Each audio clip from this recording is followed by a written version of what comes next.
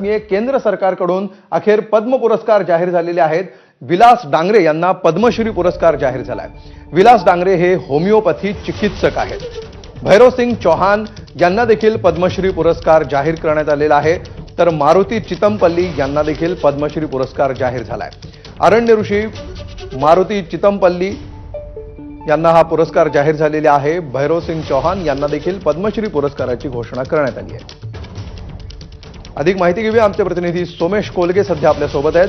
सोमेश, यंदाच्या पद्म पुरस्कारांची घोषणा झाली आहे, कुठली कुठली नावं समोर येत आहेत? नक्कीच विलास डांगरे महाराष्ट्रातून जी प्रामुख्याने 3 नाव आहेत त्यामध्ये विलास डांगरे जे होमिओपॅथी चे डॉक्टर आहेत आणि त्यासोबत त्यांनी जवळपास नागपूरमध्ये त्यांच्या होमिओपॅथिक क्लिनिकच्या माध्यमातून 1 लाखाहून जास्त रुग्णांना आतापर्यंत उपचार दिलेत। त्यासोबतच 50 वर्ष ते जे इकॉनॉमिकली वीकर सेक्शन आर्थिक दृष्ट्या मागास गटातील समाज घटक गरिबांना ते एक प्रकार तिथे बऱ्याच वर्षांपासून उपचार देत असतात आणि अनेकांना त्यांनी ट्रेनही केलंय। त्यामुळे त्यांना स्वतःला जेव्हा दृष्टीचा त्रास झाला त्यानंतरही त्यांनी 10 वर्ष सलग यामध्ये काम केलं। ज्यावेळी त्यांना स्वतःला त्रास होत होता, त्यांना त्यांची दृष्टी अधू झाल्यानंतरही त्यांना दृष्टीदोष उद्भवल्यानंतरही त्यांनी त्यांची सेवा थांबवली नाही।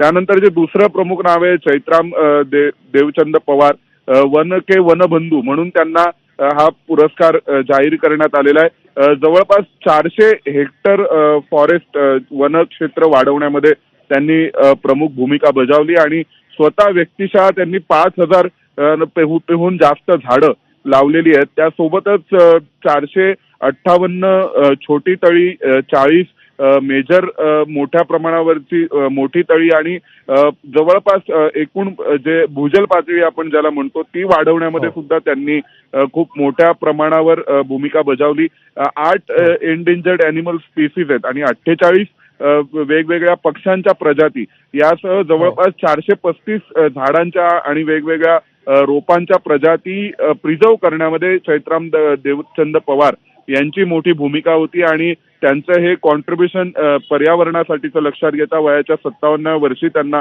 पद्मश्री जाहीर करण्यात आलेला आहे। त्यासोबत आता जे प्रामुख्याने आपल्यापैकी प्रत्येकाने कधी ना कधी वाचनातून आपल्या गेलेलं नाव आहे ते मारुती भुजंगराव चितमपल्ली, महाराष्ट्र के अरण्य ऋषी, त्यांनाही पुरस्कार जाहीर झालेला आहे। त्यांनी 20हून अधिक पुस्तकं वेगवेगळ्या पर्यावरणाशी संबंधित विषयांवर लिहिली। त्यासोबतच विशेष म्हणजे पक्ष्यांची, प्राण्यांची